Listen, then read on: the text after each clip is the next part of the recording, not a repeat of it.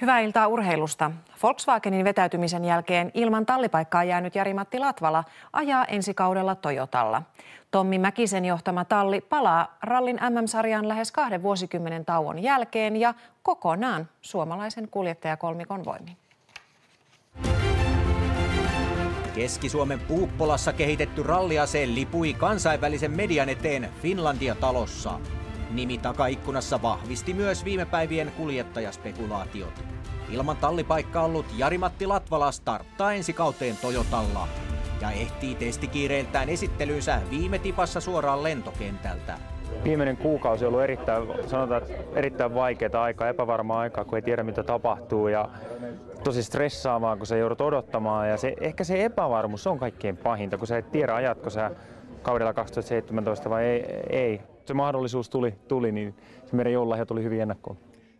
Auto julkaistu, kuskit julkaistu. Onko olo helpottunut vai onko tuska jo päällä, kun Montte lähestyy? Ei tämä vielä ole helpottunut. Mulla on vielä muutama tunti tässä haastatteluja, että ei tämä vielä ole ohi.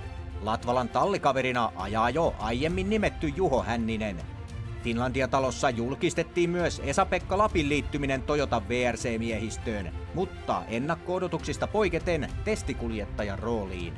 Milloin Esa-Pekka Lappi on VRC-autolla kisaviivalla? Kysykää Tommilta. Mä haluan voittaa ja silloin pitää olla kisoissa, jos haluaa voittaa. Ja nyt me ei olla, niin enhän me siinä mielessä voi olla täysin tyytyväinen, mutta askel kerrallaan. Ensimmäiset 3 kilpailua pitää pikkusen malttaa, että niissä ollaan, niin kuin, haetaan se tuntuma ja siitä sitten mun mielestä puolesta välistä kautta niin sit pitäisi kyllä olla pystyä podiumia ajamaan. Hänellä on erittäin kova tekninen tietämys autosta ja koittaa nyt ottaa siitä kaikki mahdollinen irti, mitä saadaan vielä nyt ennen vuoden alkuun. 2 päivää on päästy ajamaan ja ennen tätä hetkeä ja tästä eteenpäin niin pitäisi pystyä ajamaan vielä ainakin 3 päivää asfaltilla, 1 päivä soralla ja mahdollisesti 3 tai 4 päivää jopa lumella, ettei ennen joulua niin joka päivä ajetaan käytännössä.